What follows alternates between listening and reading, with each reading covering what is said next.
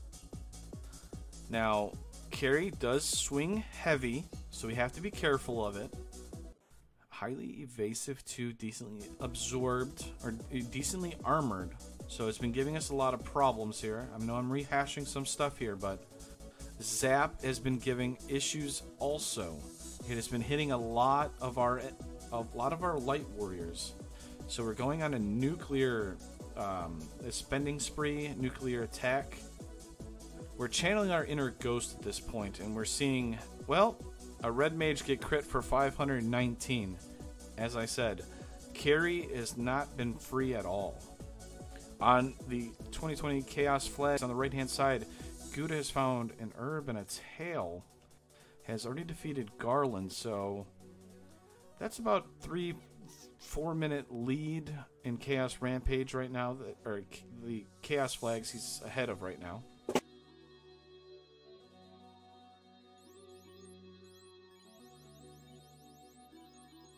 He's going to equip the Masa on the Red Wizard, and he's going to give the Vorpal to the Knight, trying to use that Vorpal to get through that armor.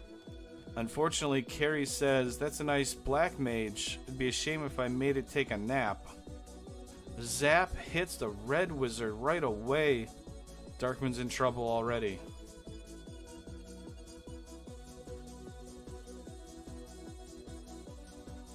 He's contemplating. Does he want to reset? He doesn't want to, but he has to. Even if he gets through this fight, I don't think it's possible for him to get through it with just 2 light warriors.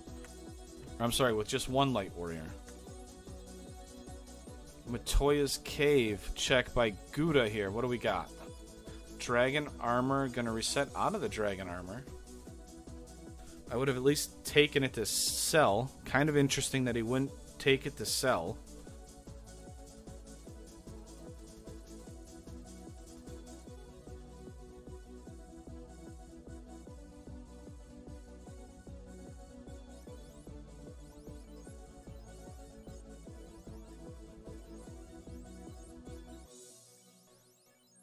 Provoca gives us Cake, Zap, Ice 3. Nice magic. I actually have become fond of that Zap spell. Cake, of course, is always going to be my favorite because Lich loves to eat cake. Carry 2, still doing Carry 2 things here. Kind of the gatekeeper of sorts, the annoyance that doesn't want to go away. Big nuke shot by that Black Wizard for Darkmoon. Carrie's still refusing to go down here. Wow, look at those nuke shots. The Knight is down to 100 HP. We finally get through the Carry 2 fight. I mean, those are like max level characters, and we're still having troubles.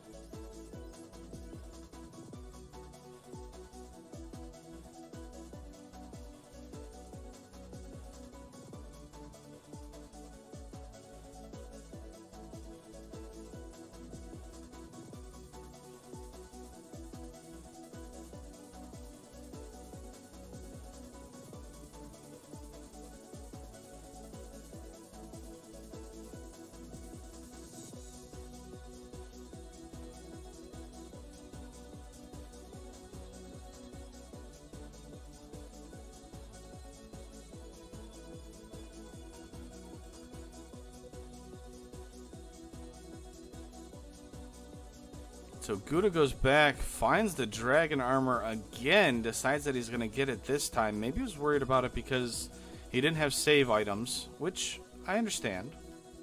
Double dragons left-hand side. The black mage is already down. We're trying to fight through with a level 50 knight. Wall comes out. Fire 3, able to protect ourselves. What is Darkmoon going to do? The defender of Melman decides we're going offense. We're going to temper. We're going to attack. Nuke by Tiamat. He's already got a nuclear.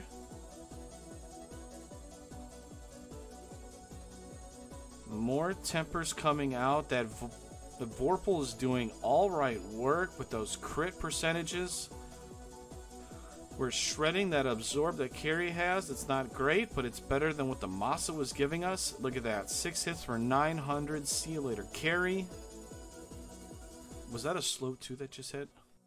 Yes, it was.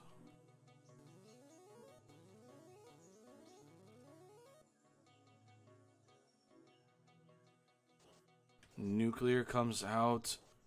Darkmoon is basically in a corner now. Needs to heal up. Doesn't have any heal 3 available. Just cast the nukes. Gonna go with heal strats. Try and prevent that knight from going down if a high roll nuke happens. I kind of like this play. Big shot by the Vorpal. Nuclear comes out. Oh, give us turn order here. Another nuclear out. We survive it. Oh, Darkmoon makes it through. Chaos Rampage is done for Darkmoon. He's about, I'd say, 10 to 12 minutes behind at the start of this of the 2020 Chaos Flags. Guda really hasn't done a lot. It's been a lot of back and forth here that he's been doing. Shipping between Canaria, Matoyas, Provoca. Not a lot's being done, so. And unfortunately, he finds out that Brack and Rub and Hold and Confuse are his level 1 spells.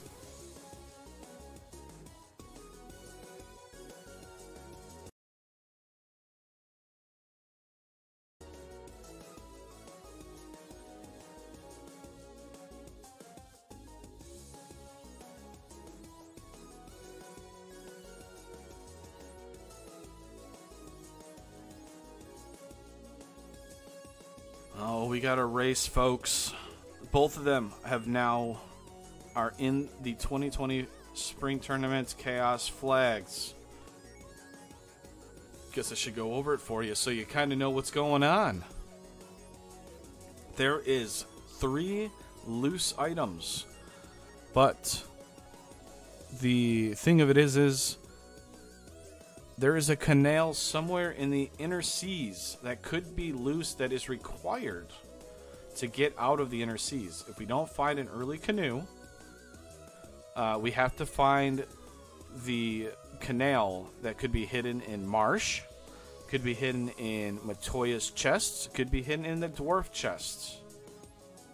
And if we get the key early, it could be in any one of these locked room chests too. So really depends on what's available. Maybe it's a loose floater, or a loose canoe that's in the inner seas. If not, we're canal hunting. So it's an interesting flag set because it's basically 3.5 loose items, because the canoe is not the canal is not actually a officially loose item, but it's required for progression. It seems hard to explain of sorts, but it's kind of interesting. It forces people to have interesting choices or gamble on what they're going to do. And there's our key, so not what we really wanted to find, I'm not gonna lie. That means we have even more chests to check. House. Ooh, some big money there. More money, so that's good. That allows us to buy level 3 and 4 magic. We need black magic. Fire 3 is a great spell to have early. Lock 2, also a good spell to have. Lock 2, not too bad actually with the 3 ninjas. We can use that. Pro rings for 9,000. He's actually going to buy one. Interesting. I mean, I like it. Darkmoon's trying to punch a Gur-Imp. Finally able to do it. Gain some little bit of experience here. Temper, fast, lock. These ninjas actually have decent spells to cast. Yeah, it's not a whole lot of AoE magic, but for killing the bosses or the fiends in Temple of Fiends or in general, makes it a lot easier. because that's 3 ninjas that are able to cast all that. Plus a black mage too, so we're basically going to be relying upon probably 1 ninja with a katana. The other 2 are going to offer support.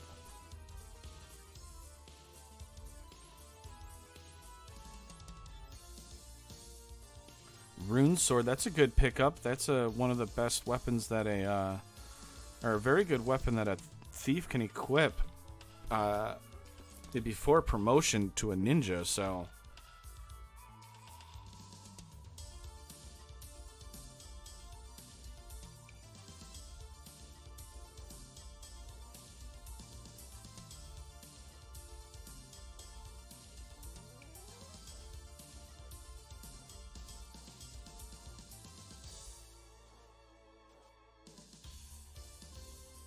pirates go down for Darkmoon. Going to get the ruby. Once that inner sea is, or once that canal is found, that ruby leads to 2 incentive locations: the Titan's Trove and also Sarda.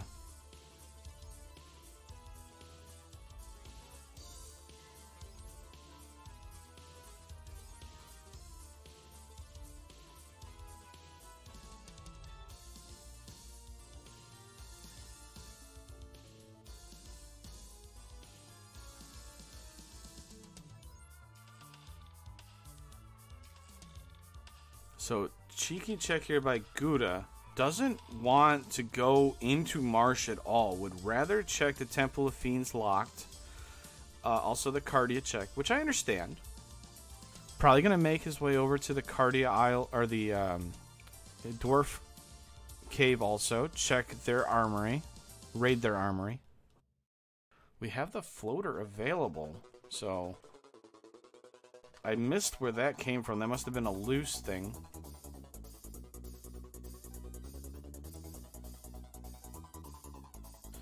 So, with only open progression, we need the canoe to actually use that floater, but it's good to know.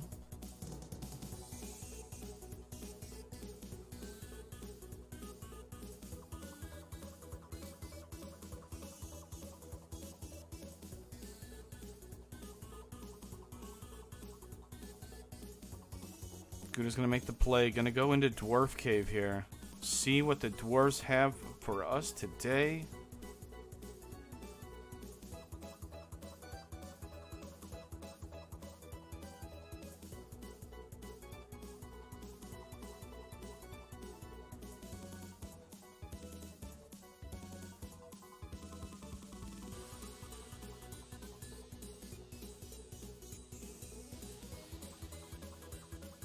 Alright, Dwarf Cave. Will we be going to Marsh? Here it comes. Money. Money. More money. Crown pickup. That could be the leads to the canoe. I think that's... Is that both looses already? Or was that herb? No, that was an herb floater, was it?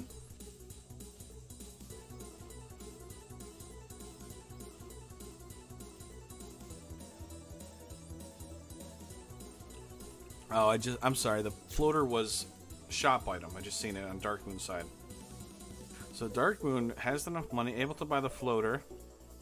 Probably really hoping to get the canoe here.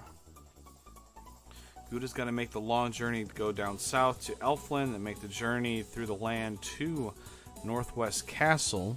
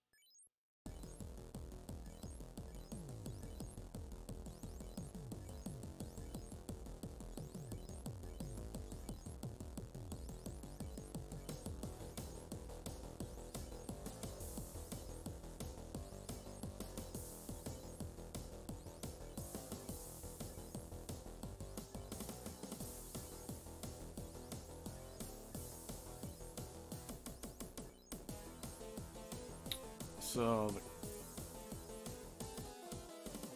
ooh, Astos with cremate. Luckily, we were able to have enough HP not to die. Uh-oh. Astos has spells. Ice 3 is able to do it. Whew, that was kind of spicy. Guda takes the throne, says, "Get out of here. This is my place."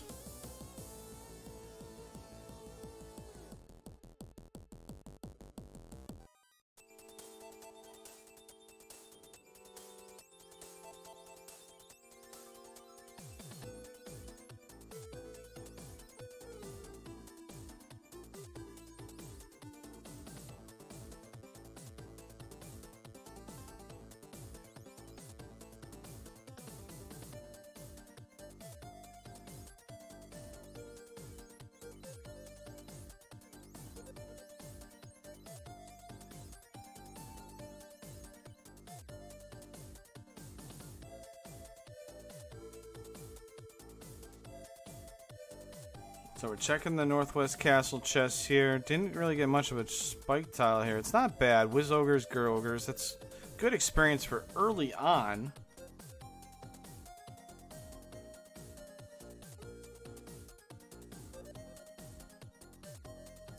So that'll at least get us going, because once again, these thieves, not very good. I mean, they're good for running. They do okay once they get going because we have the double thief hit fix in. Darkmoon slowly catching up here. Has the crown, I believe. So, a little bit behind Guda here. It's at least catching up time-wise.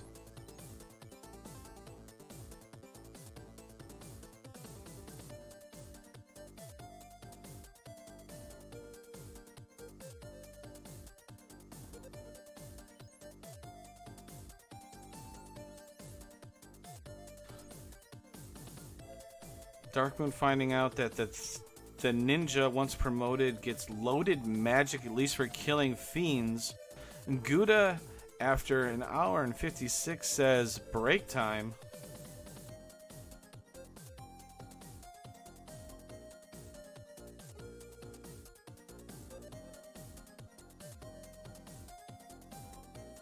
There's our key. Now Darkmoon's going to say, "Where am I going with this now?"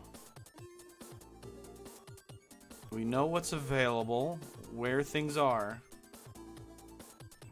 Kind of, there wasn't a whole lot that Guda found when he went on that whole Cardia Isles to Temple of Fiends, except for the,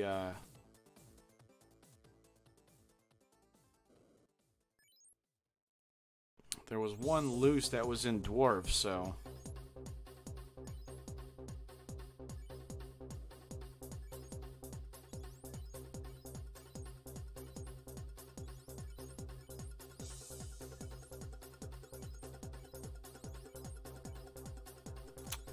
Guda on the right-hand side had to take a pit stop, as you can see here. We're going to see how long it takes. This is very important here in these kinds of races. Looks like he's just came back. The pit stop's about 2-3 minutes. Pretty efficient pit stop. Got some new tires, got some gas. And he's ready to rumble. Here we go.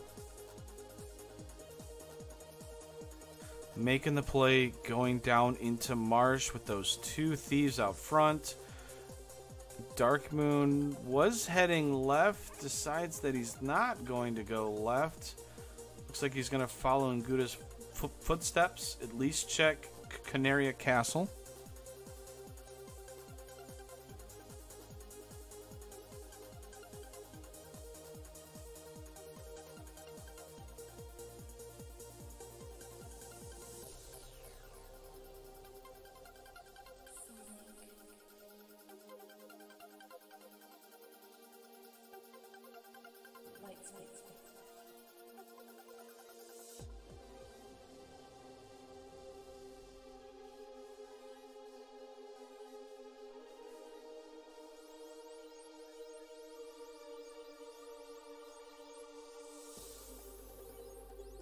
When you trade a copper bracelet for a wooden armor, It feels kind of bad because they're essentially the same absorb.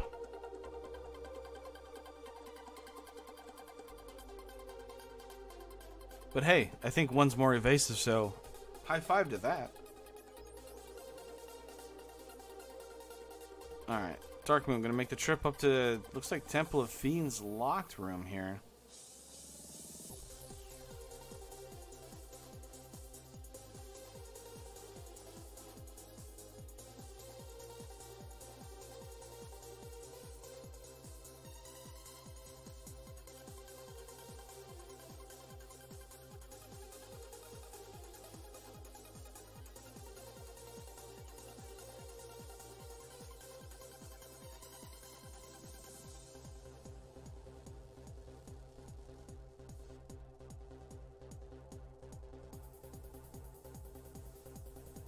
There is our loose canal. It is marsh bottom. Actually fairly quick and easy to get to. Hello, metal slimes. We got some Fire 3 for you. If you decide not to kill our people right away. Decent turn order. Oh, these metal slimes have over 240 health. That is not... Oh, wait. We have a chance here. Turn order. Come on, Sean, don't you go down. Forced to reset out. Unfortunate. That would have been a lot of experience available for Guda there.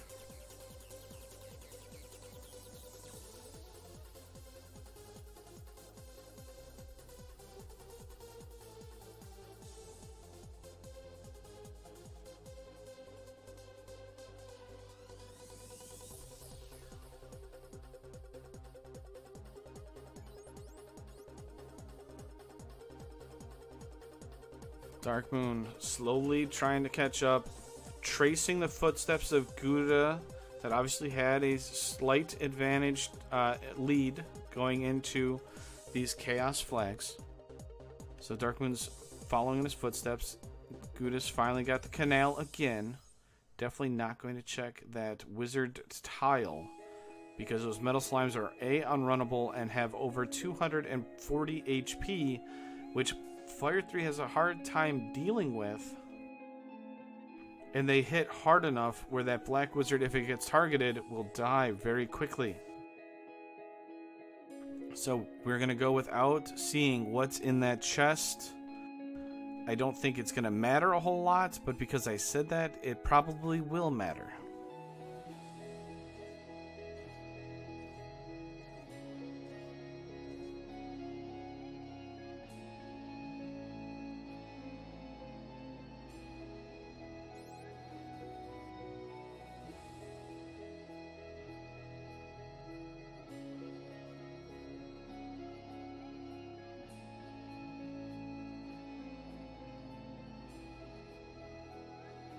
Alright, Darkmoon's gonna go down into the dwarves. There was a loose.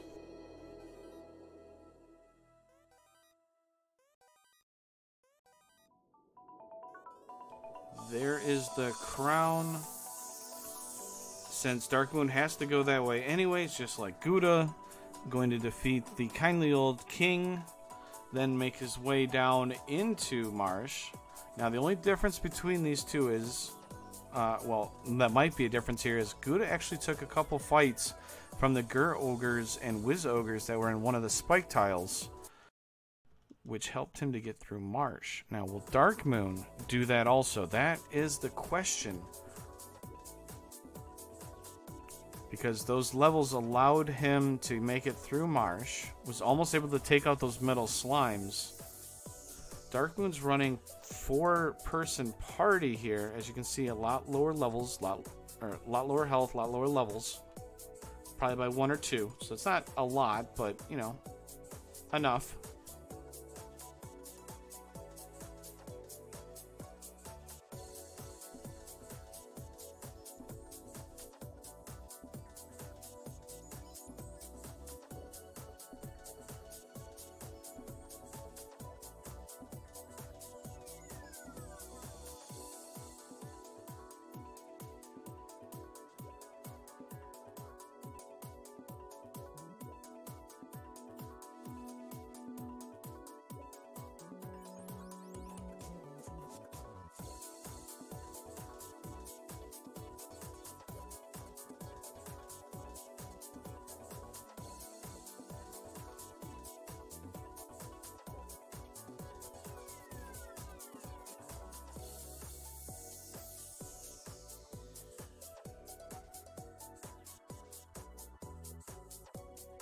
So Guda, the first one through the inner seas.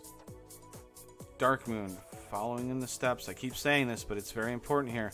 Basically, step for step. There hasn't been a whole lot of alterations in this process here, so he either needs to input Guda in these steps, or needs to find a way to make a gamble here to catch up.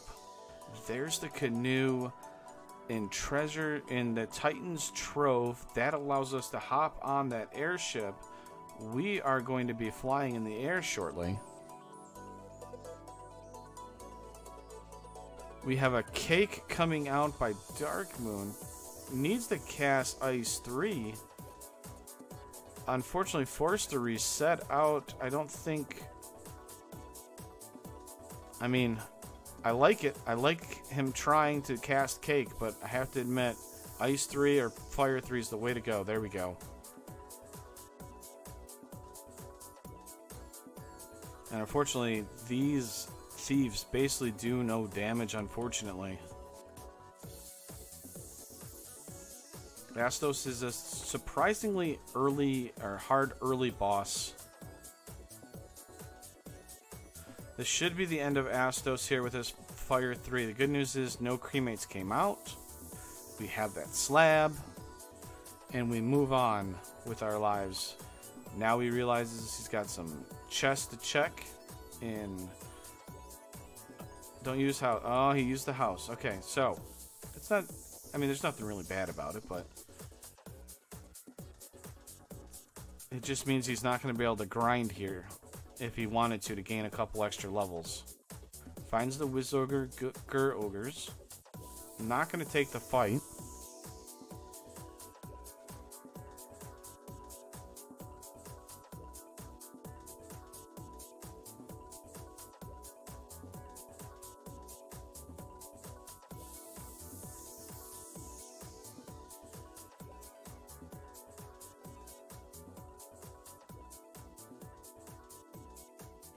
Alright, Darkmoon's going to go dive down into Marsh. I would say Guda probably has a good...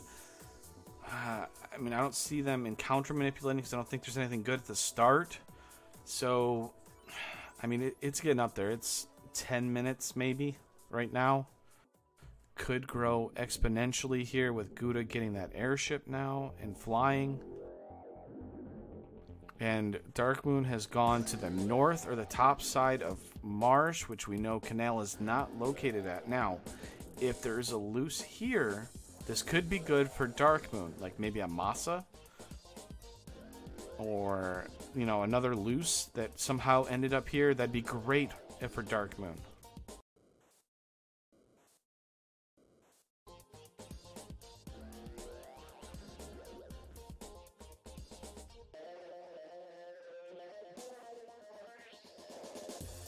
The rod has been found by Guda that opens up the entirety of Earth if Guda decides to do it. It's not necessarily, you know, needs to do it, considering we have airship and we have access to a bunch of things. Gonna go check out what Sarda has because he didn't do it after getting the canoe. Left instantly, which was a good play, and it looks like Darkmoon didn't get anything from that north side dive, unfortunately. But the old man was digging up adamant here. Or Sarda was digging up adamant, so that's a turn-in we can do that's pretty quick.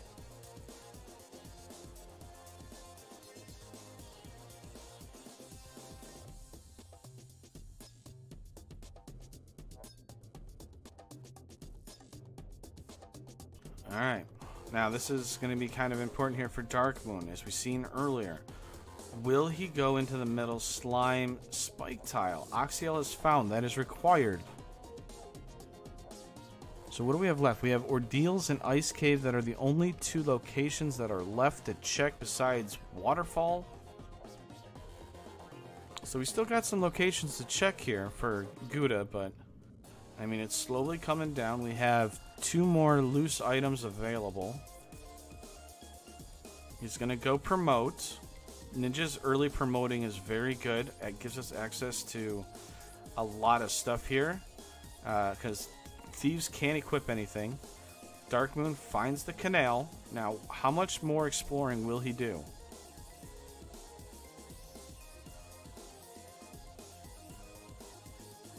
He's down to 3 light warriors also. Lower level compared to when Guda did it.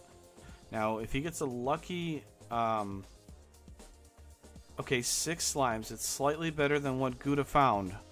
But we know that these slimes hit hard and have a lot of HP. It requires probably 2 rounds of Fire 3.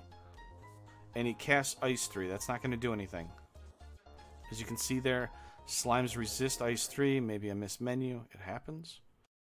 I mean, he basically went through Chaos Rush, Chaos Rampage, and now is on these Chaos Flags. So it's a lot to remember. A lot can get jumbled together. But slimes are weak to fire. They have low enough MDef that Zap actually does pretty decent against. So if you need to, Zap does okay.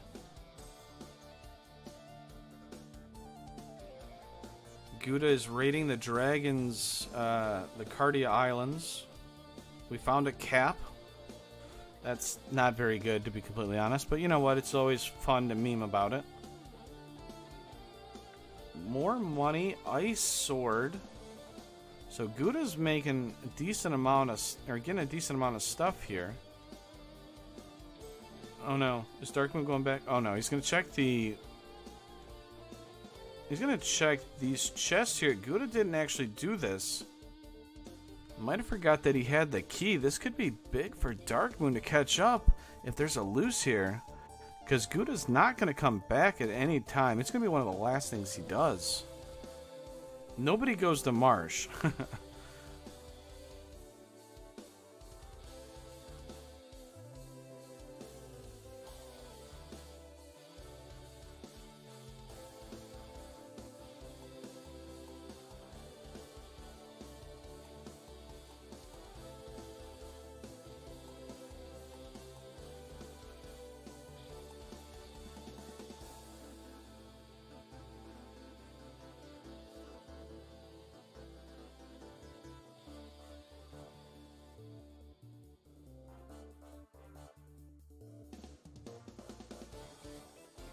Alright.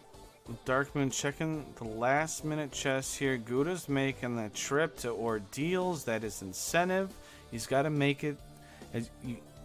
We haven't seen it today yet, but the tiles, or the warp tiles here, are randomized.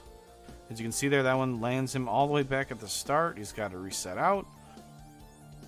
He doesn't have to reset out, but he chooses to because he's trying to get as little encounters as possible while in here.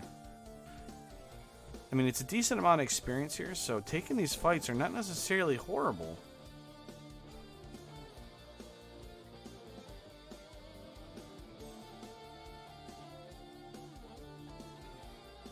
Alright, Darkmoon has officially checked all the chests in Marsh. He can get out of the outer sea once he escapes from this marsh cave.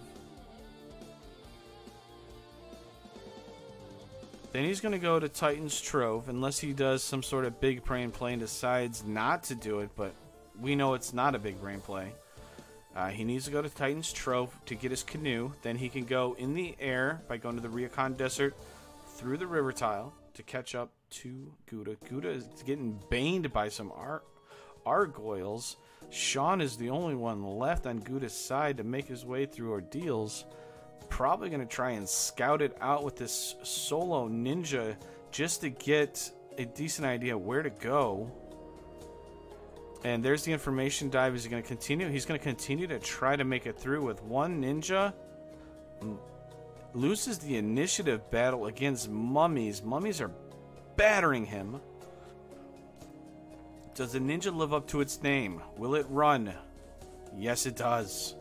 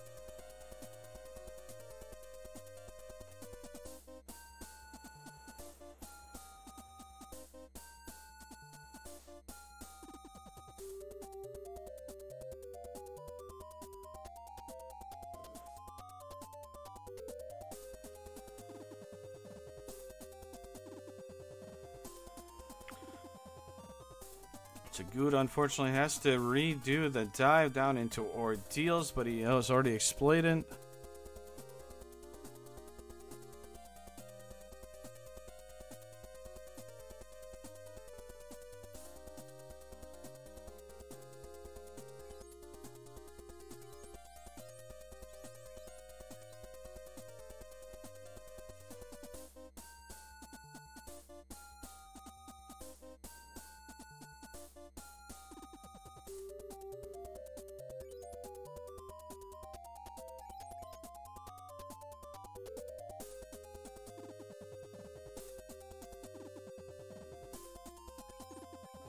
Guda's finally made it through after the informational dive with a solo ninja, going to try and make it through ordeals here to get that incentivized.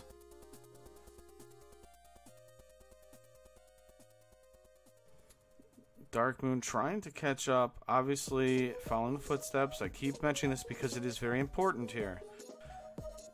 Trying to catch up.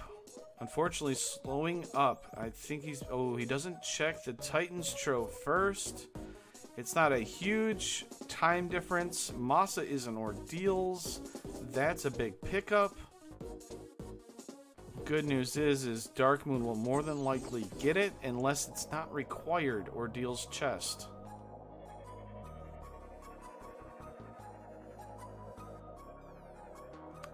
But ordeals is required, so more than likely Darkmoon will get that chest, which has Masa too. So ordeals the big play early for Guda. Gets the ninjas to be really useful early. We can actually kill things relatively quickly. We are level 12. We are promoted.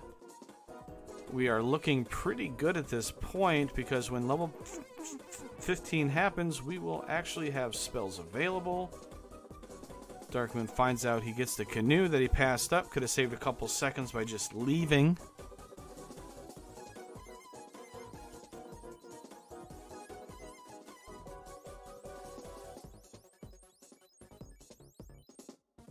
It looks like we got a little Gurpeed grind here just before leaving of ordeals. I kind of like it.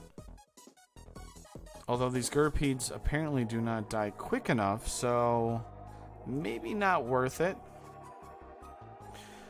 But you could also be just trying, yeah, try and get a couple experience if you can.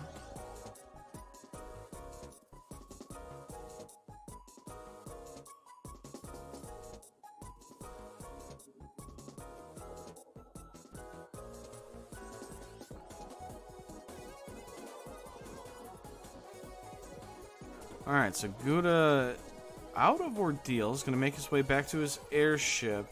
Darkmoon's trying to get back to his ship, sail the high seas all the way to the Ryokan Desert to do some catch-up work. He's got some paperwork to do and some things to get himself ready to catch up to Guda.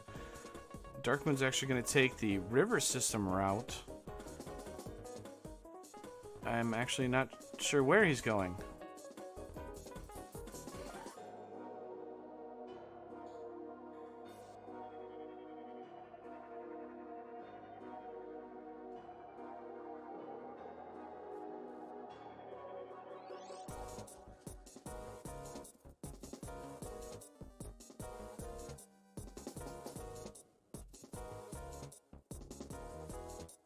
Oh, okay.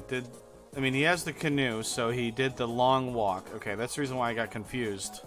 So one thing there is, for Darkmoon, is he could have used that river system to walk up into Dwarves instead of going to that dock. It would have saved a little bit of time, but not a huge thing. But he did do the adamant turn-in, got the Oxyel. So now what he's going to probably do here is then make the trip to, through the river system to get to the Ryokan Desert.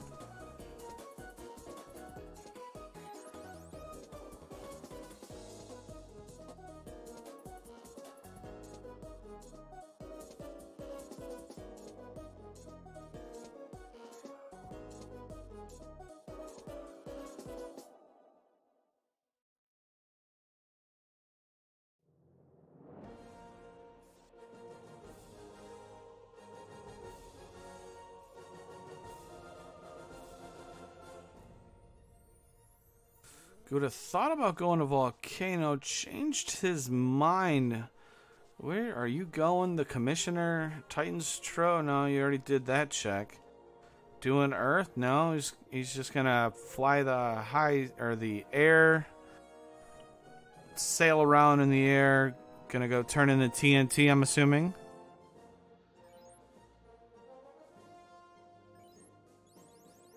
Okay, Crystal. Darkmoon is officially entered into the air here. Hasn't done ordeals like Guda did. Hasn't promoted. So he's got some of that work to do to catch up. He's there. He just needs to make up time. That time is, like I said, about 10 minutes, I would say. Because he still has to do some of these checks here that Guda's already done.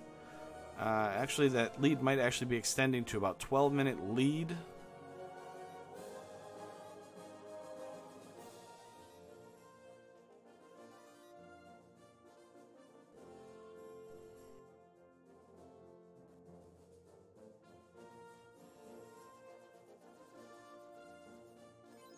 Looks like we're gonna buy our items while we have a chance on Guda's side. I like the play. Get this stuff done now.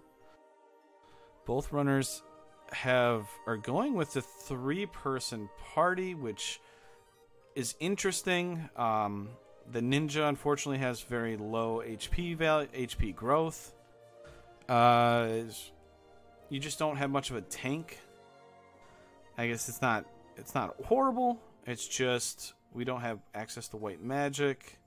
Having 4 light warriors, I think, outside of a very easy Temple of Fiends Revisited would be the better call. But at the same time, maybe Temple of Fiends Revisited is very easy, and these runners are able to get in and out very quickly. So having only 3 light warriors that are higher level could be more beneficial.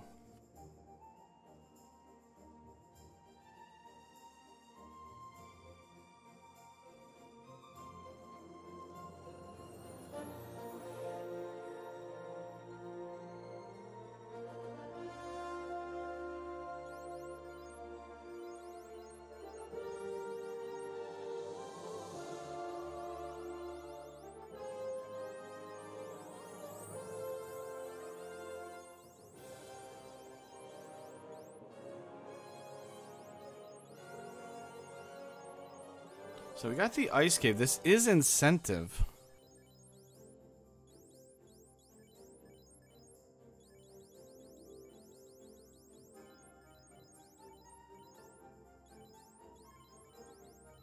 So the incentivized ice basically means once this is done, we don't have any more incentives to check except for Marsh.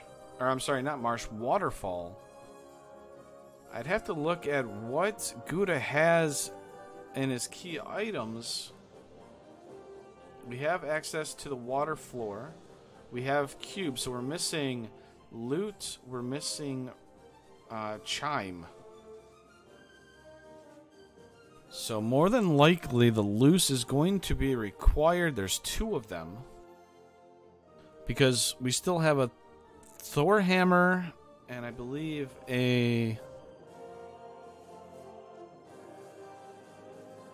because Thor, Opal, and Power Gauntlet are incentivized also.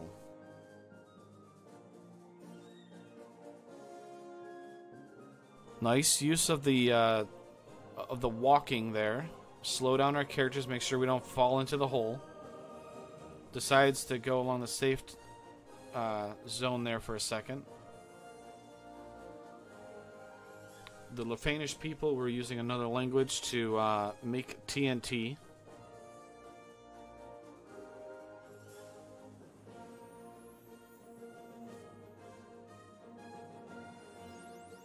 This isn't actually too bad of a fight here. Unfortunately, Guda's down to just the 2 thieves at this point.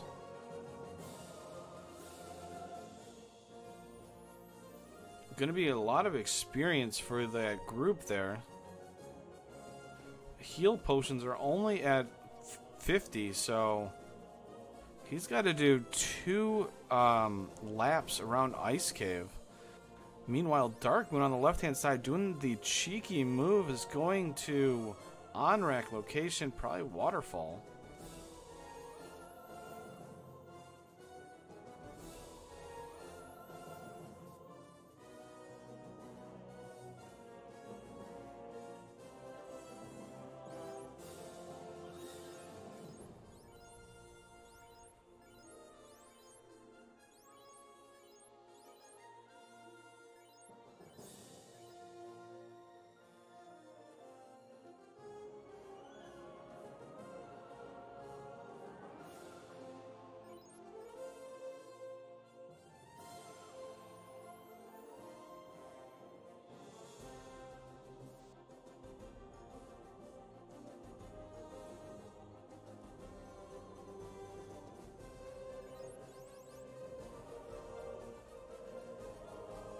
Alright, waterfall dive by Darkmoon here. So the only thing that's going to be interesting about this dive for Darkmoon is waterfall actually has decent amount of experience available here. Some of these enemies can be kind of dangerous. Nightmares, for example. But if you're able to, to defeat them, you can make use of that experience. Nightmares aren't great for experience, but most of the enemies are okay. Mud Gulls, the Cockatrices, when they come in huge packs. The mummies and wizard mummies, like this pack right here. And even the Gas Dragon that pops up as the 8th encounter is worth a lot of experience there. So if you can make it in and leave, it's worth a lot. Like those Perilous, yeah, they have Toxic, so not so good. We found the Chime. What does the robot have? If this is loot, that means we don't have to search any more chests. We would be basically in Broadcaster Go mode. Or no mode. Although Guda will not know that just yet.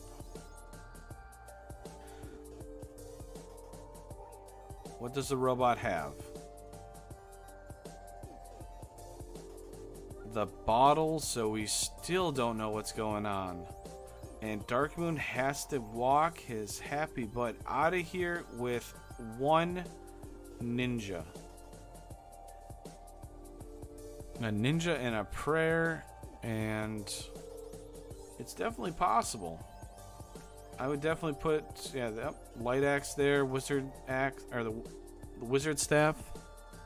Cast those abilities, and on the right hand side, Guda is grinding these fighters. I don't blame him. He has to do 2 full cycles, and Darkmoon, rough luck, is wiped out by the nightmares.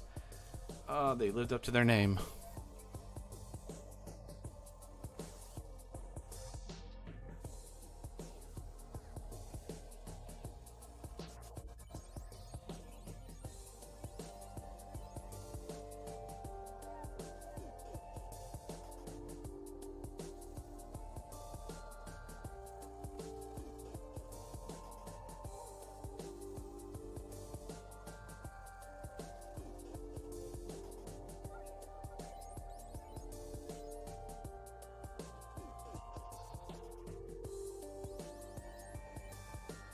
So we still got grinding here by Guda. I like the play, but at the same time, that black wizard is going... See, I like it, and then at the same time, I just don't like it because the black mage already has issues keeping alive.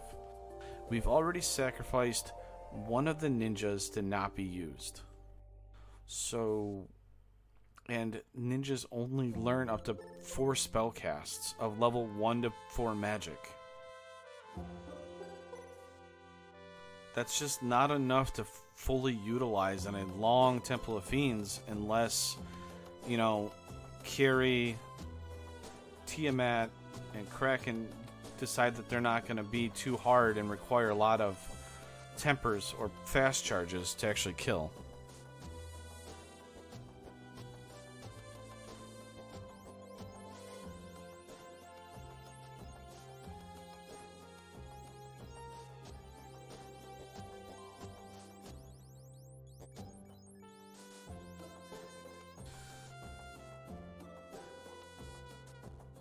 And I should bring up, if you happen to be watching this broadcast today, the Spring Tournament 2020 will actually, the signups end tonight, midnight Pacific time.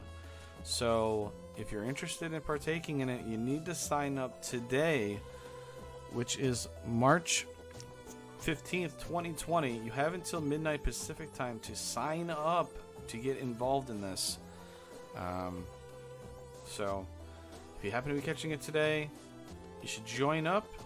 It's a lot of fun. Get to hang out with us. If not, at least join the Discord. Get that spectator tag that we have in one of our channels. Our bot will assign it to you if you request it. And you can get tags and pings and stuff when races are actually going to be shown live. Plus you get pings when Iron Goal is up also. So lots of things are available in the Discord. You don't necessarily have to race, but I would highly suggest coming by and hanging out with us. We're a good group of people, and we don't bite, usually.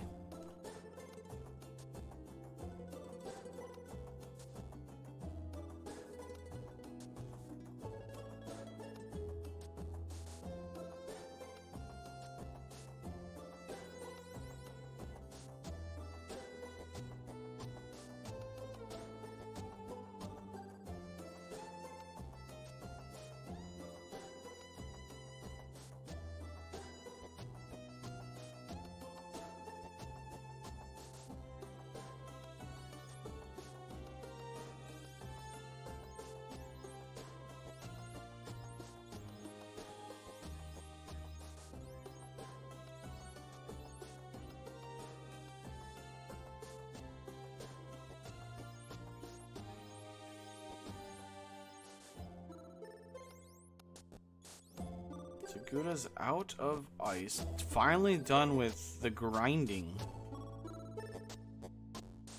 Where does he go at this point? Okay, so we have Rod. We have access to Earth. We already have upgraded ninjas. We can do Volcano if we so choose, which he's going to choose to do. I mean, for Guda at this point, Volcano and Earth, easy, no problem. If he tries to do water or the sea floor or the sea shrine, it could be a little more difficult. Kraken could be a good gatekeeper of sorts. And then on Tiamat's side, I mean, at this point, I mean, it's very possible. I just don't like the fact that he's basically handcuffed himself without having that third ninja.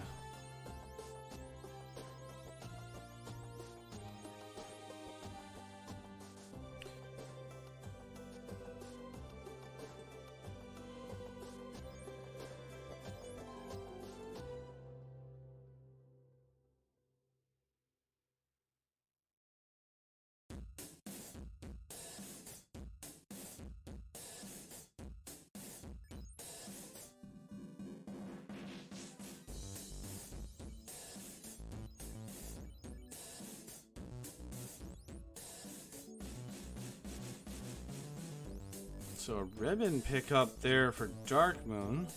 Ribbons are always nice, the cute hats. We found one earlier.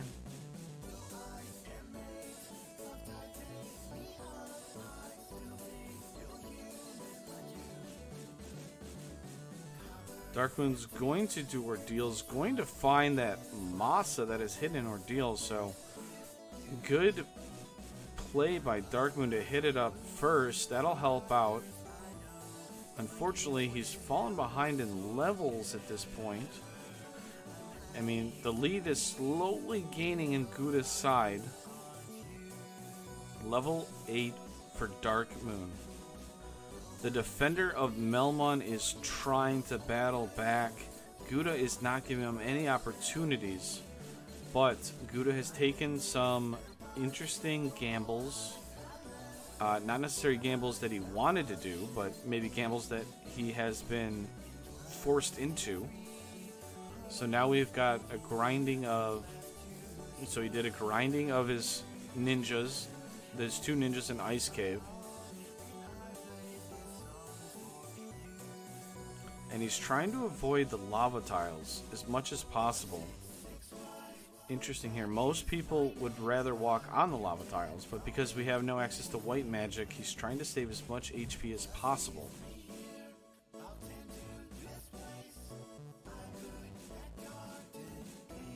And that because he's got literally no heal potions. He dove into Volcano with no heal potions. That is a gutsy call.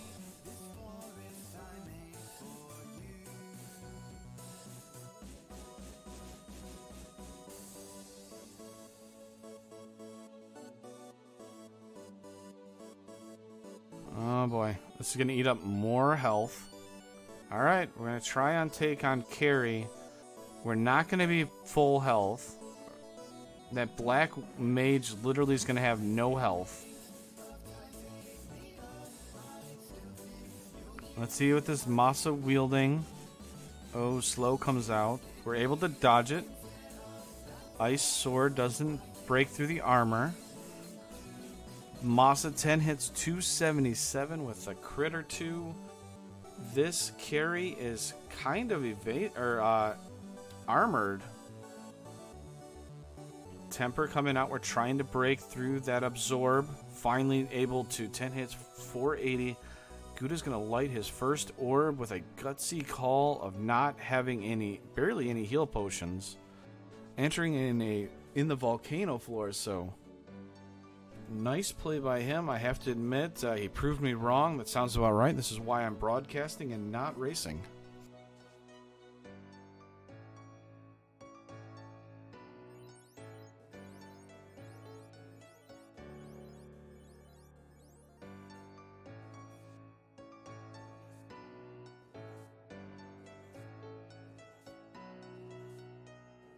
Darkmoon on the left-hand side, trying to get through ordeals. The mummies, good experience, hit decently hard. We've already ran into them in the waterfall. Cake actually does pretty well against mummies. It's a good option, so is Zap.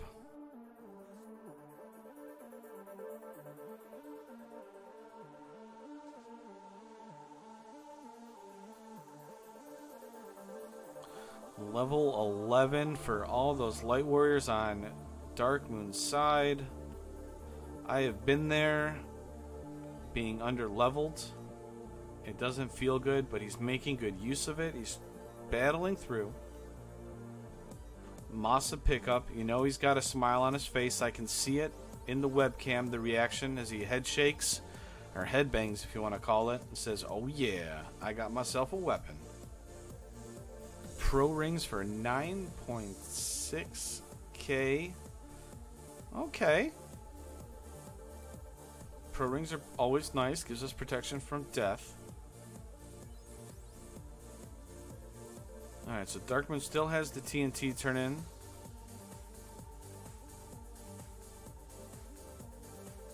Guda has everything open except for Chime, I believe, or did he just find Chime?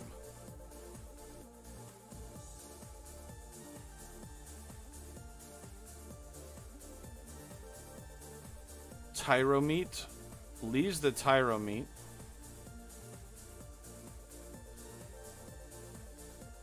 Both our runners almost did a airship high five. Guda's going shopping. Darkmoon's reviving. Darkmoon's actually going light warrior shopping.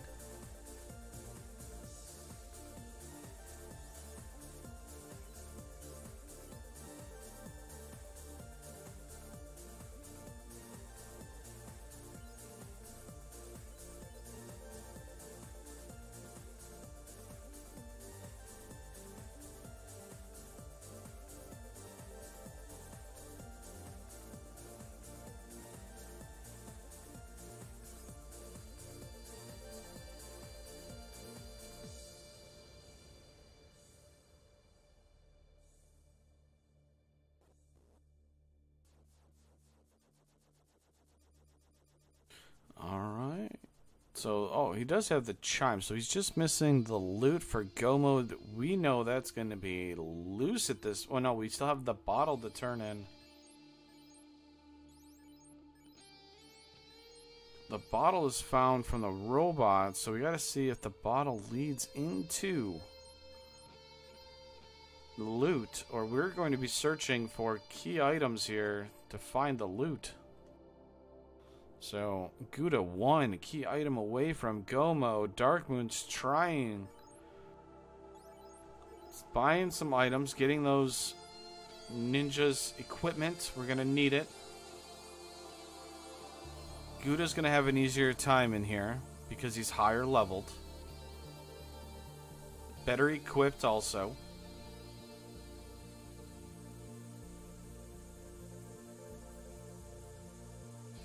These nightmares are not doing anywhere near the sorts of dangerous damage that they were doing to Darkmoon, so that lead slowly extending again.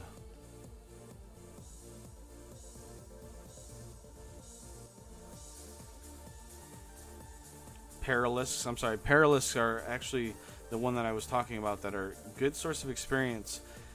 If they roll low health or vanilla HP, you can generally kill them with a Lit 2, Ice 2, that kind of stuff. And they're worth the effort.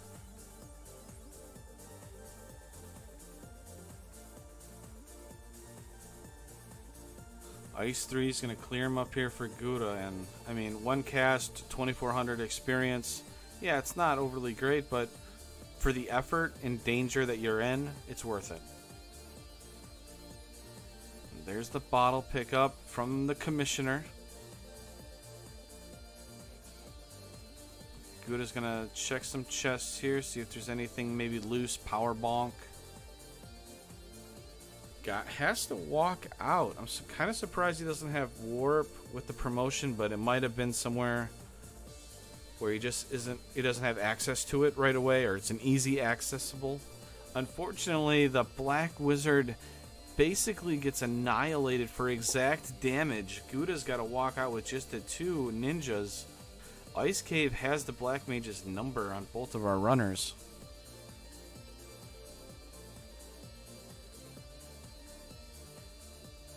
But with 2 ninjas, though, that makes it a whole lot easier to run away, since the ninjas have the highest run chance.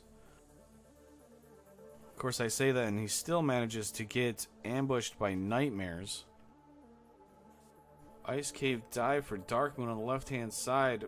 Kind of, like I said, following in the footsteps of Guda, almost step for step, minus the 1 deviation of doing Waterfall way before everything else, so...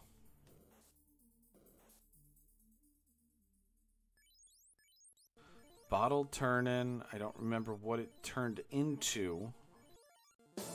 I don't believe Darkmoon has done that turn-in yet or skipped it, so... Now, for so this is one thing here, unfortunately. So Guda has to make a choice here. It's not a huge choice, but I think what he did is he's going to save there. He's going to go to Gaia. He's going to talk to the fairy. If the fairy gives the loot, he keeps it. If the fairy gives us a item instead of a key item, then he'll reset out and he'll be back at Onrak. And there's Nuke and Warp. He actually bought Warp first instead of Nuke first, so Warp boss could be a problem. Although, I guess it's not that huge of a deal, but it could be. Alright. I mean, with the purchase of Warp and Nuke, yeah, okay, so we are searching for a loose loot. Hold on to your hats, folks. We got a key item search today.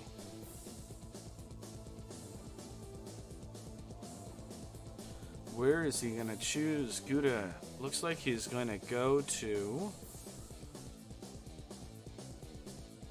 He's going to go back to Onrak. He's going to do the Sea Shrine and hope to find the loose loot here.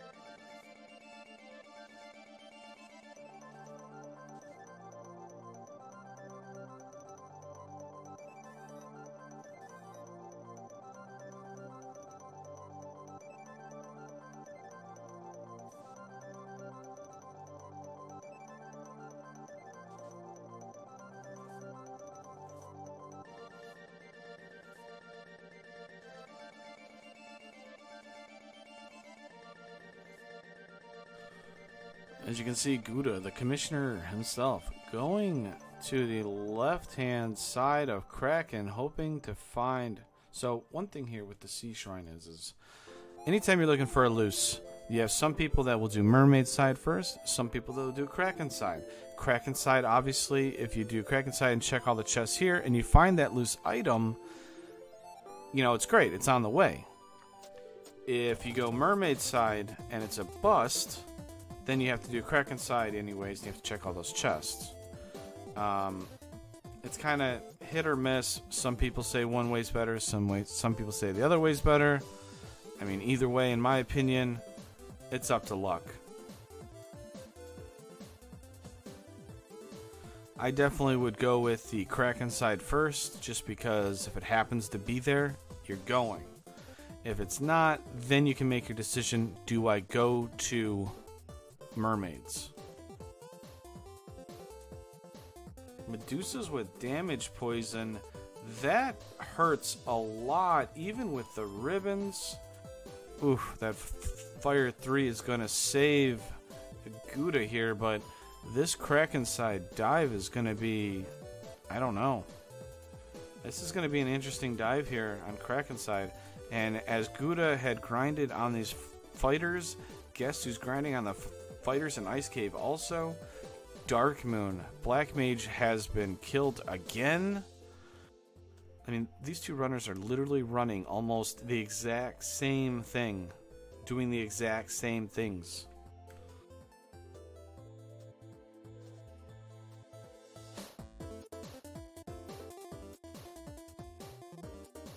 And there's the chime that gives us access to the Mirage.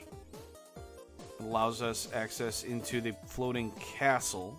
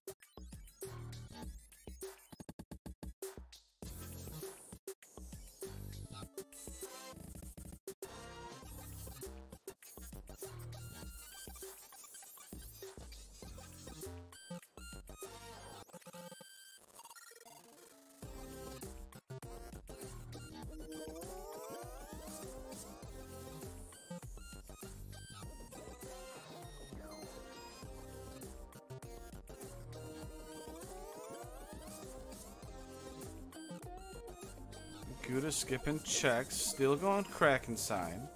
Wants that orb lit for sure.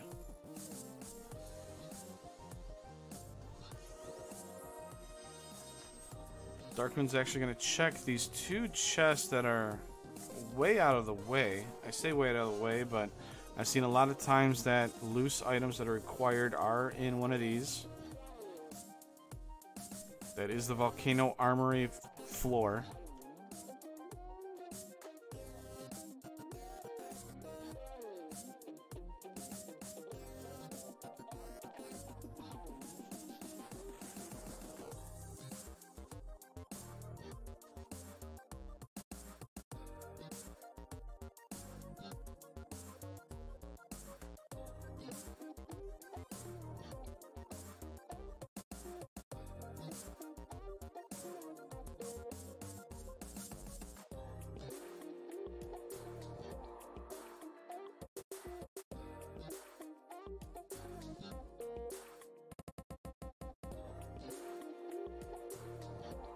Ooh, look at that big EXP find there. Sharks and Big Eyes, they went down relatively easy. That's a lot of experience. That Black Mage is up to level 19. One more level and we can learn level 7 magic. That is where Nuke is. That is where Warp is. Not necessarily Warp being a great thing at this point since we've already done Ice, but Kraken swings 5 hits, 108. Sean is a tank on Guda's side. Brat comes out ineffective. Bracken the Kraken is not working, but we're doing Masa swings for 523. Another Brack ineffective. Brack ineffective. Kraken swinging back. 8 arms, not enough. Sean has been doing more arm day. And in the end, we have broken the Kraken.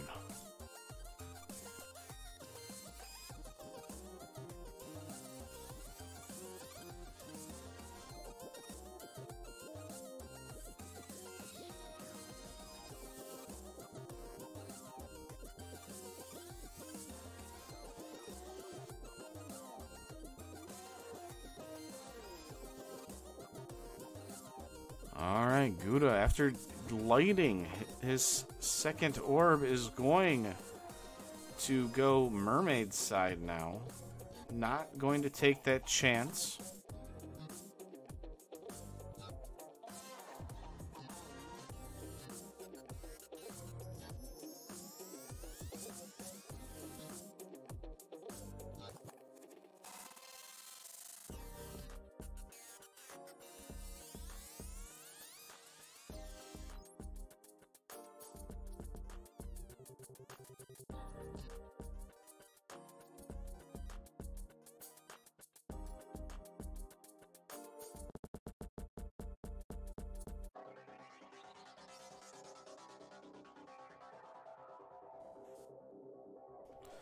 Alright, Darkmoon.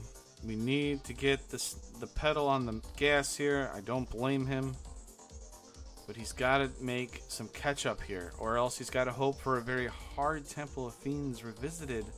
But even then, that still gives Guda plenty of time to see what's going on. Unless Darkmoon does a big brain play and finds that loot and is in go mode ahead of Guda. And Guda has to spend time trying to find it still. So I think it's really going to depend right here, to be completely honest. Once Darkmoon is out of Volcano, does he go to Sky? And if that's the loose there, that saves him a lot of time. Guda already wiped once, had to reset out very deep in on Kraken side, then had to go back into Kraken side to finish out the dive. So that is 6-7 minutes wasted plus experience that he lost there.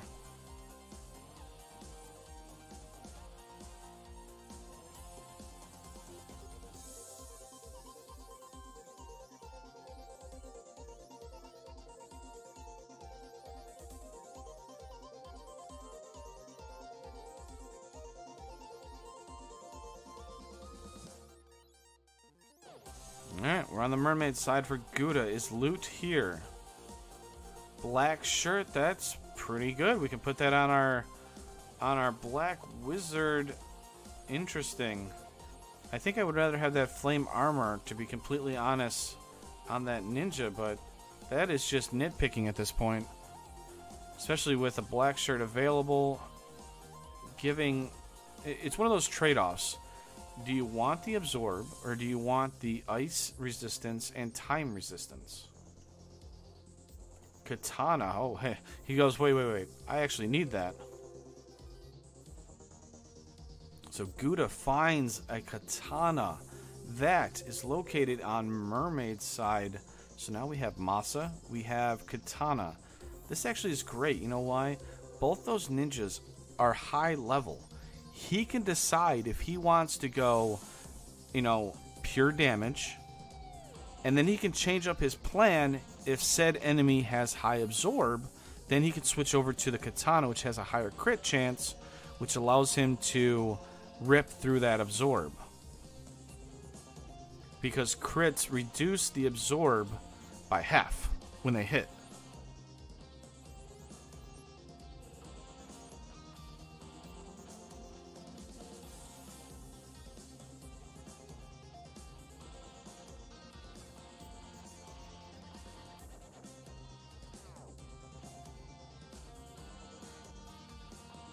There's a Sun Sword. Not very useful at this point since we got Masa and Katana, but, you know, can sell it if we need to. At this point, though, you know, the Guda's already rich. Left-hand side, Darkmoon still in Volcano, unfortunately. Trying to work his way through, actually grinding Zombles and Trolls.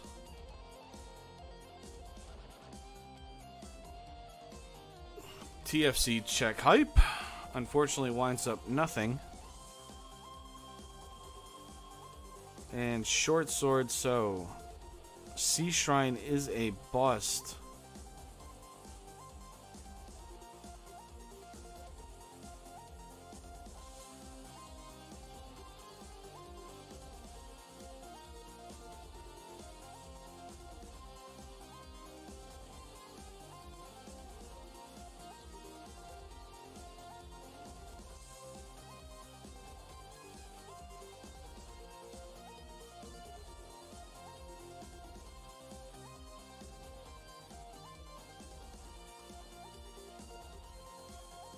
Alright, Guda making his way out.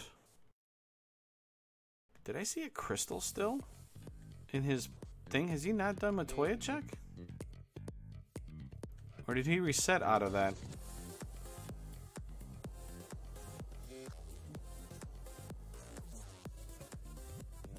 Interesting here. Well, Darkmoon's still working his way through. Finally finishing up grinding of Zombles and Trolls. Runs into the younger brothers, the Bulls.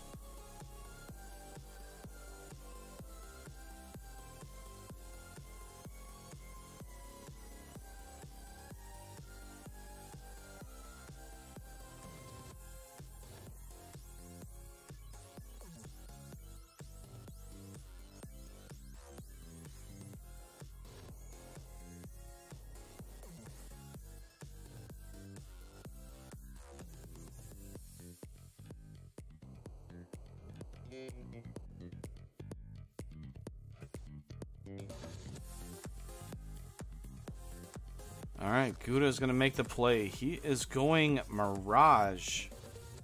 I like this play. We gain levels as we go. Generally the highest experience that we can get pre-Temple of Fiends Revisited per fight. Warmech is a vanilla.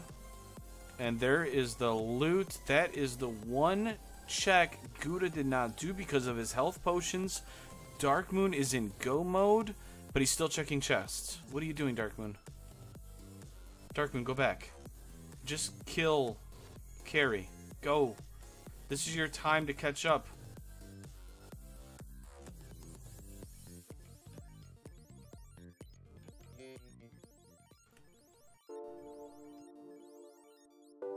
Oh, he doesn't know he's in go mode. He hasn't done the TNT check or the TNT turn-in. That is Oxiel. This is interesting. I just looked over on Darkmoon's side. He did not do the TNT that leads to Oxiel. Oh no. I mean, I say oh no, but it's not like, you know, horrible, but this difference of that one check could be massive catch-up for Darkmoon. That's like one chest that Guda did not check out of the entire thing.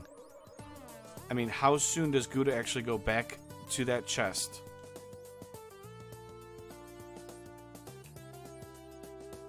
He puts the Black Wizard out front as a sacrificial. He's going after Carrie. He's casting a Wizard Staff. He's casting Fast from the ninjas. So first turn by Black Mage. Second turn, we are going to attack. Moss swing, 10 hits, 370. Slow misses A. But CCCCC takes the slow, unfortunately. Lock 2, lower the evasion. Guda, right-hand side. As I mentioned, oh, left-hand side. Darkmoon able to take out Carrie. Lights and orb, well, almost lights and orb. Unrunnable red giants. This is why, if you're ever low on health, save before you try to exit. If you run into red giants, those things hit hard. Can end you very fast. Less than greater than check. Ooh, there's a defense sword for Guda, the commissioner. That is great. We've seen it work wonders in the Chaos Rush and Chaos Rampage to allow our runners to get through these difficult bosses.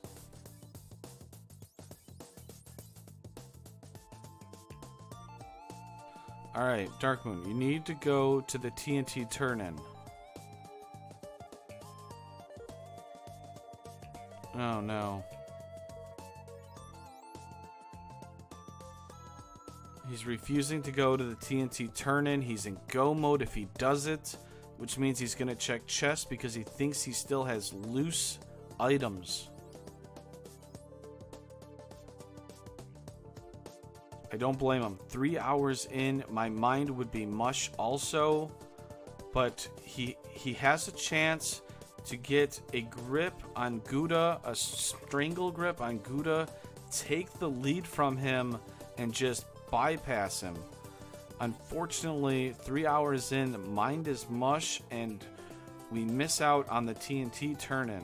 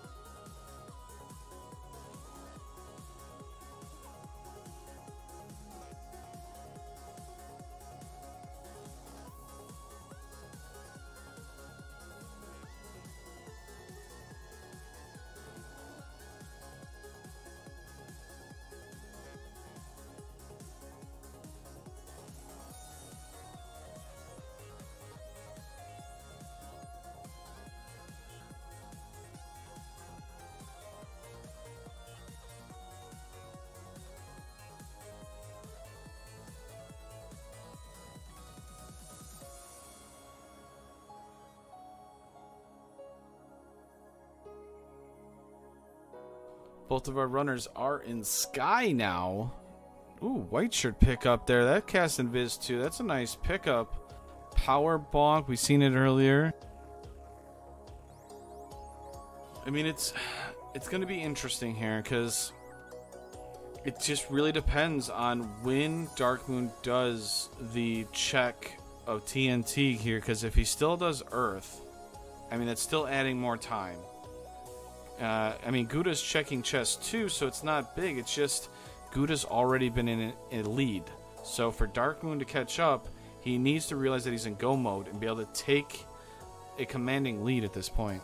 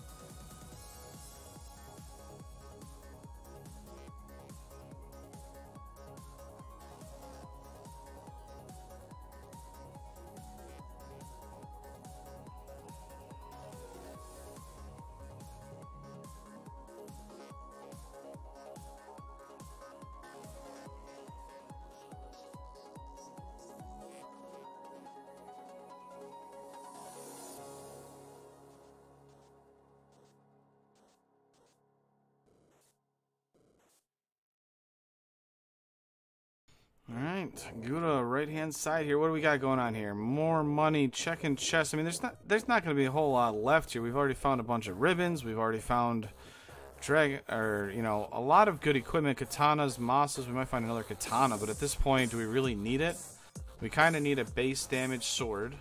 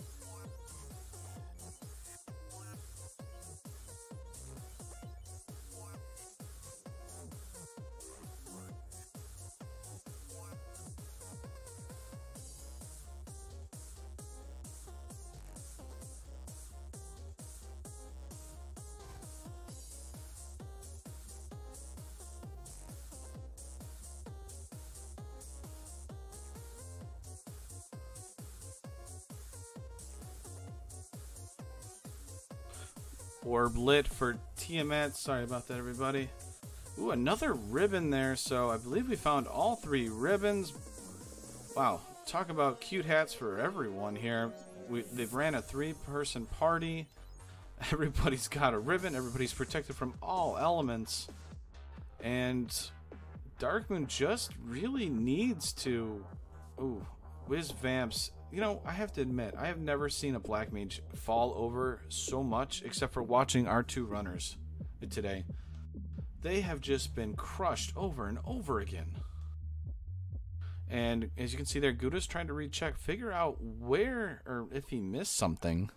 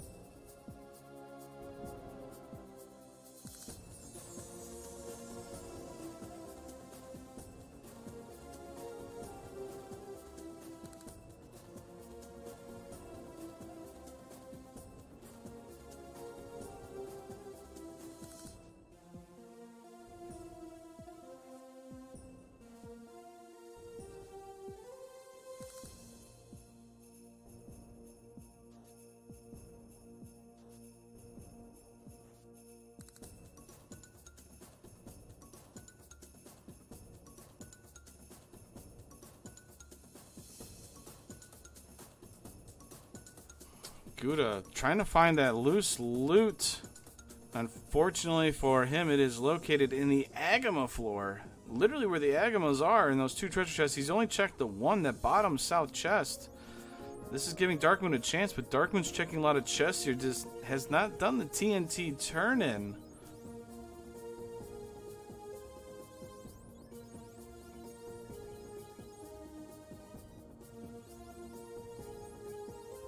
So the advantage Guda, or the lead Guda had was diminished when we found the loot, but because we forgot about the TNT, the lead has kind of basically not led anywhere, which is fine.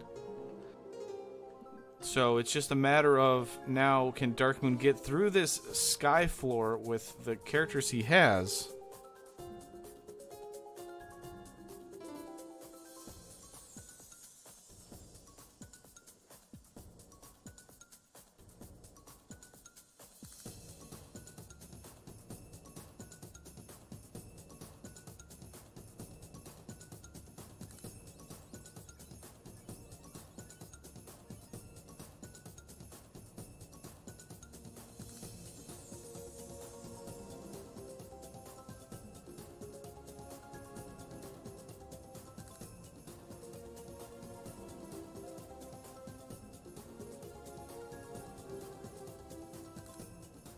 Bridge of Destiny. Will we see the War Mech? I don't remember seeing it on Guda's side, but maybe Darkmoon will find it. Maybe they went in on different encounter steps. We will find out. Let's see our fate. Wait, Darkmoon doesn't want to see that. He makes it through. He's got very little HP. That was a very gutsy call, and he's not even going to heal. Is he out of spells? Or out of healing potions?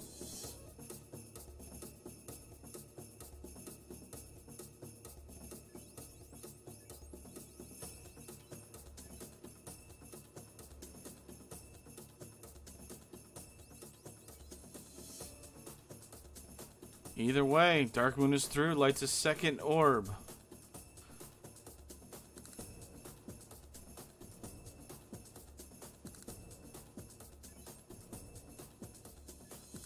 He's looking at his items, realizes he might have a TNT.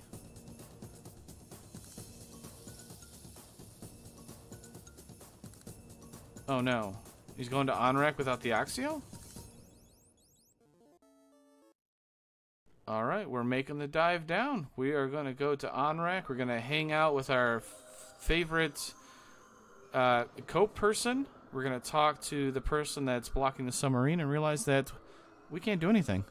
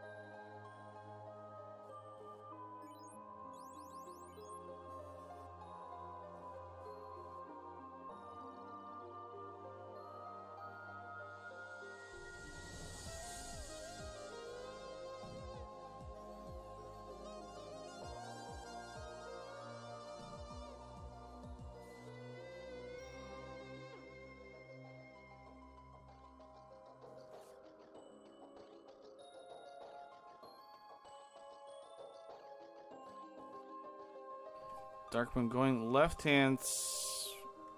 Apparently I cannot see, and he did have Oxyel already.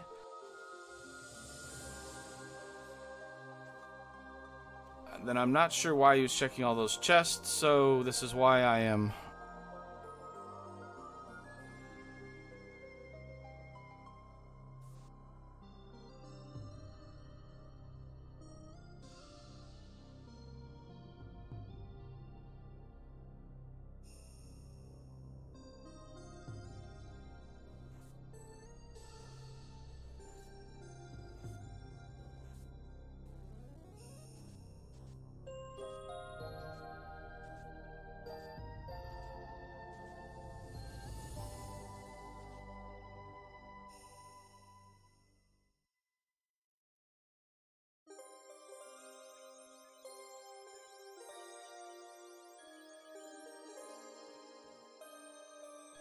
Guda's about a floor away from Lich at this point. Done some chests. He still needs to find out where that loot is. Darkmoon's finally realized that he's in go mode.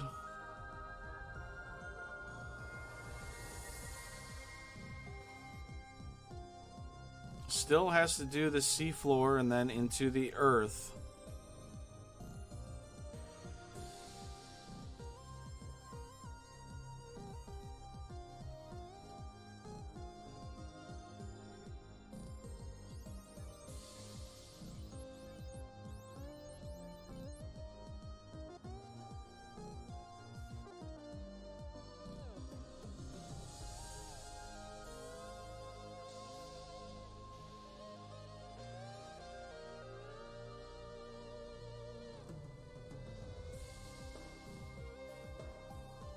Oh, Guda making the check the marsh. Remembers that he didn't do the top side of marsh. We know it doesn't equal anything, but he doesn't know that. He's got to remember what chests he's orphaned, what chests he didn't orphan. And after 3 hours and 20 minutes, if he can remember all of that, that is quite impressive. Darkmoon about to take on Kraken to see whether or not he can light his water orb. Finds a random Gershark just hanging out.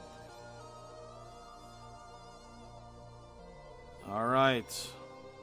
Looks like we're going to do some fasting, a defense. We're going to do a little round 1 buffing with a round 1 Brack. Kraken almost one-shots the Black Mage.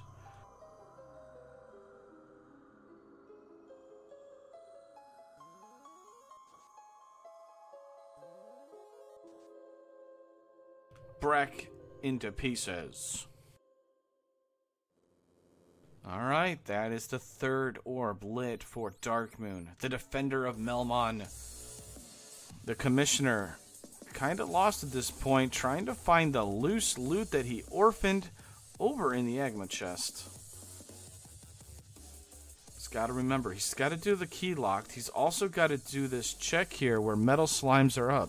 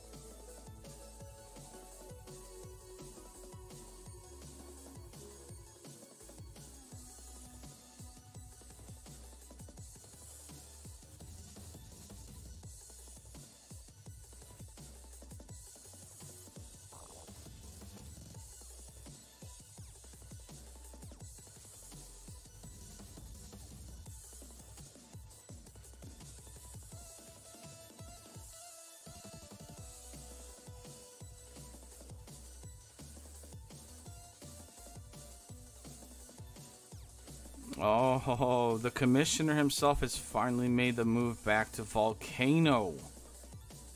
I mean, there's not a whole lot of other checks that he hasn't done yet, but will he remember that he didn't do the Agama tile?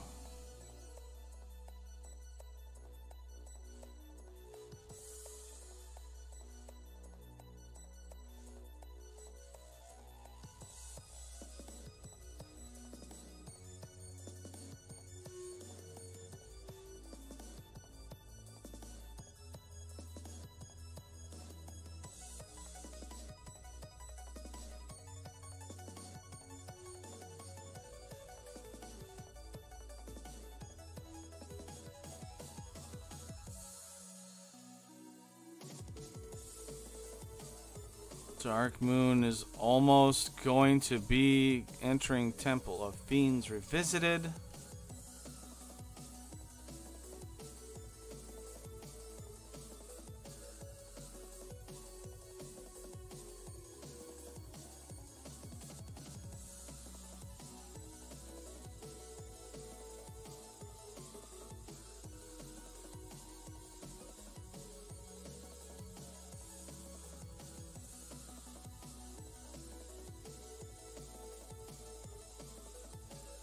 Oh, the defender of Melmon.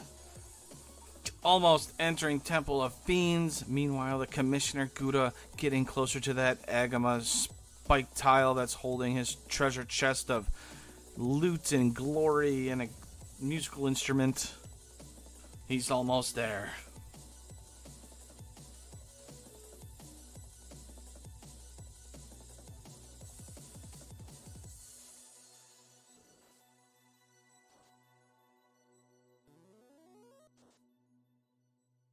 Oh, Darkmoon trying to give the Lich the cake. Lich denies the cake. Just take it, Lich. You know you want the cake. Or just take a sword swing and die too. That works.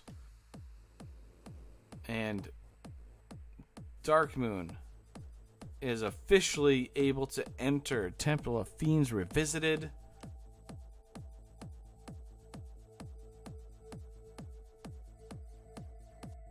I was wondering why he was still holding on to that TNT. I thought it was the Oxiel. It wasn't because he kept checking chests. But by checking those chests, though, he was able to find ribbons. So, once again, the commentary person was way off. This is why I commentate and don't race, folks.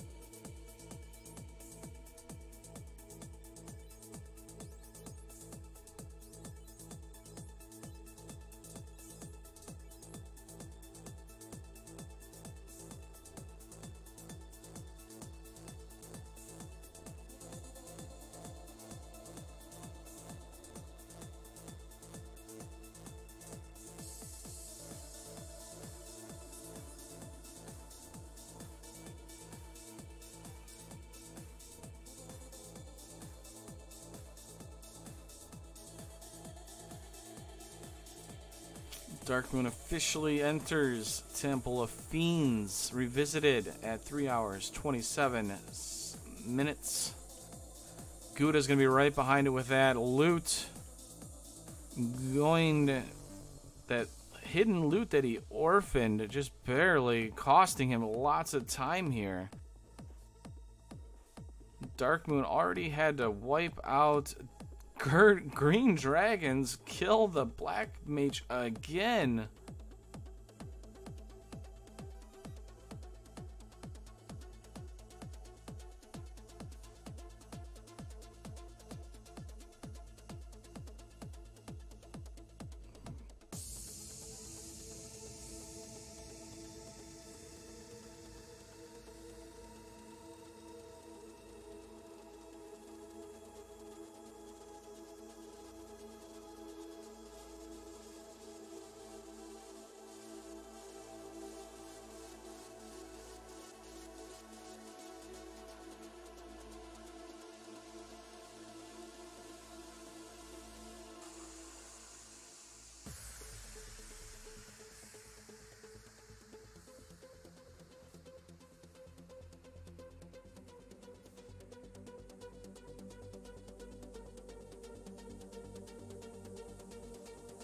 And Guda has officially entered Temple of Fiends Revisited at 3 hours, 29 minutes, and about 25 seconds. Oh, I'm just kidding. He resets out instantly. So that's 3 hours, 29 minutes, and 34 seconds. So both of our runners, even while being in Temple of Fiends Revisited, are getting hammered and not able to actually get any sort of good progress through Temple of Fiends right now. A couple of gas dragons have forced Darkmoon to reset. A couple slime tiles have also forced a reset or two.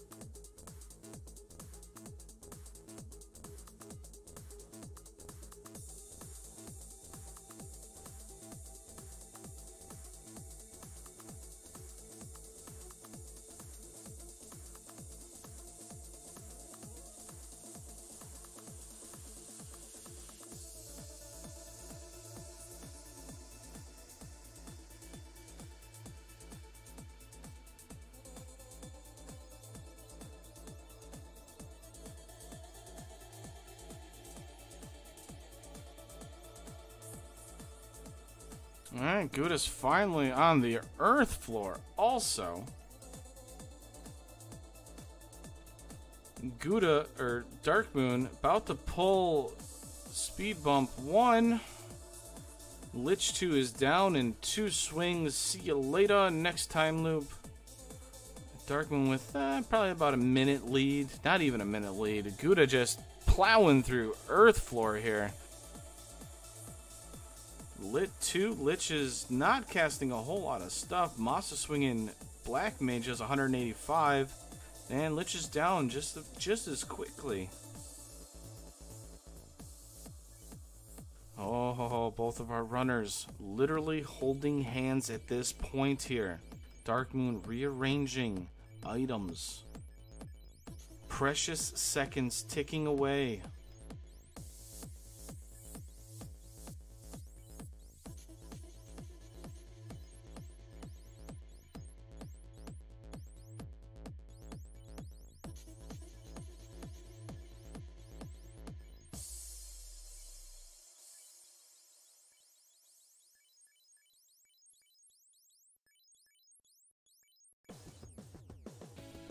Oh, they're holding hands. Guda finally able to escape. Doesn't escape, I'm just kidding. More unrunnables. Agamas, red giants. Oh, fun never ends here for our runners. So, Guda has revived that 4th ninja, has gained some levels. His name is Blank. He's got 234 health. Probably doesn't have any equipment, but could probably take at least a shot, maybe. Well, a shot for sure, but I mean, I would try and hide him as long as I can to use him for Kraken 2 especially. Ooh, top ninja takes a wild shot of 300. Guda could be losing a ninja. We don't want to lose a ninja at this point, this early at all. The only ninja we want to lose is Blank on Guda's side. Defense comes out. Ice 3. Oh, max. Almost a max roll on the Blank ninja. Guda loses one already. Very unfortunate.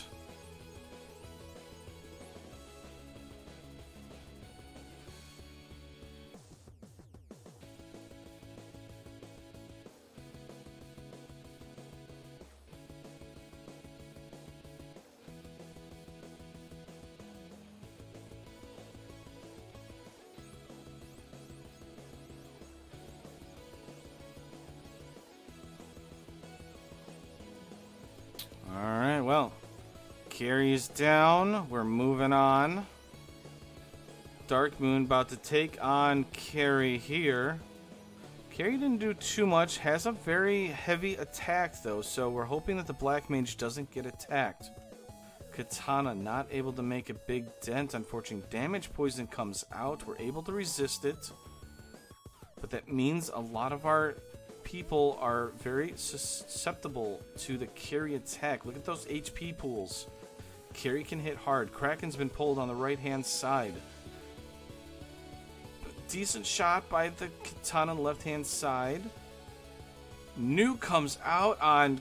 Oh!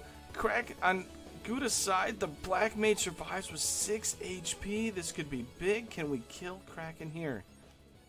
154, not going to do it. Katana swing 477. Our Light Warriors have survived on the right-hand side. Darkmoon is 1 floor behind. Oh, that was big that Black Mage was able to live.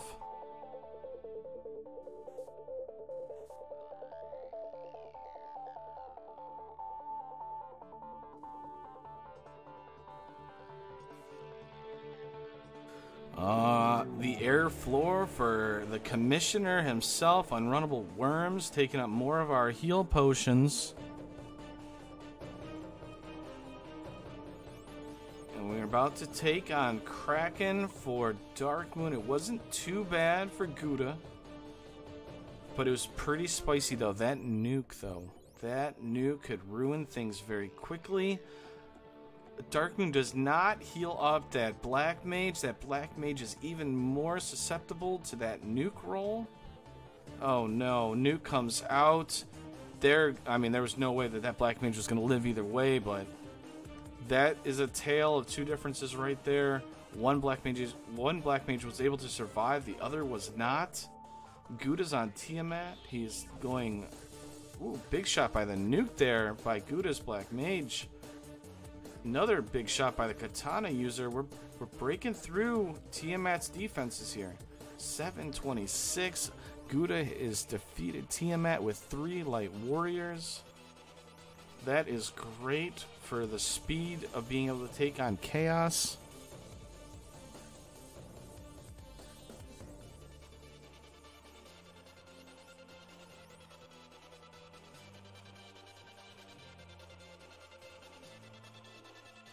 Alright, Worms are blocking Darkmoon, slowing him up. That is Unrunnable Worms. Meanwhile, on the right-hand side, we got a defense. We've got Power Bonk. Interesting, we have Power Bonk on one ninja, defense on the other. We're casting a Fire 3. Oh no, that was a fast, okay. More defense on Sean. Power Bonk on Guda, the second ninja.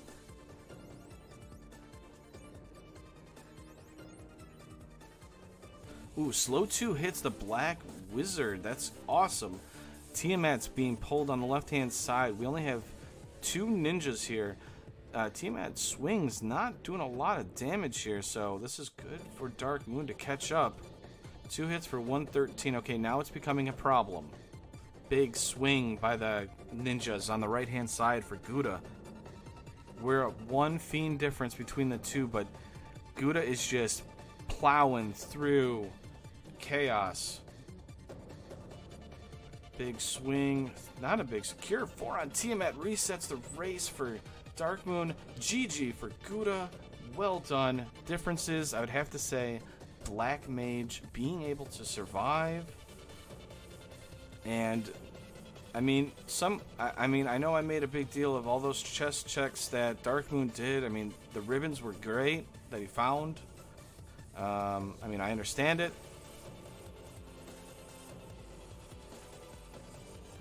but that Black Wizard dying to the Kraken 2 nuke slowed down Darkmoon substantially. And Guda was able to out-efficient Darkmoon, so GG Guda.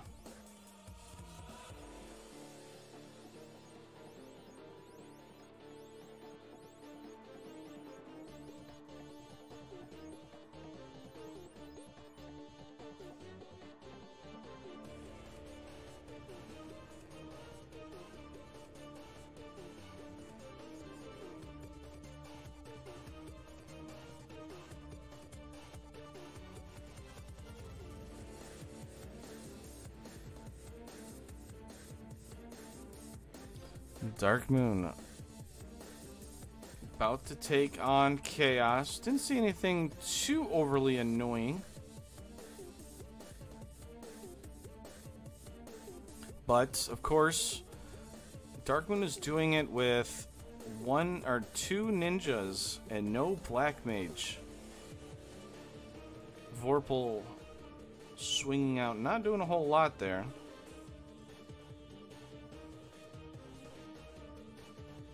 Fire 2, more Vorpal swings, 2 hits. We are now the defense capped on CCCCC.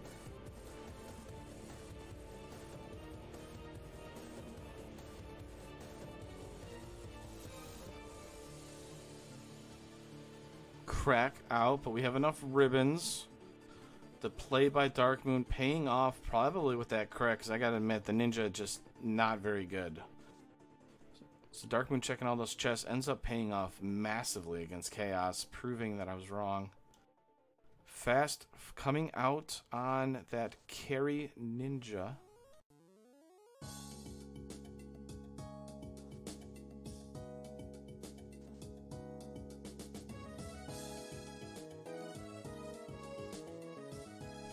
Big swing for 6 hits for 605. Chaos has got to be getting close, but I do know that Guda took a long time to burn through the HP. 374. 101. Nice little swing there by that top ninja, still surviving. 7 hits.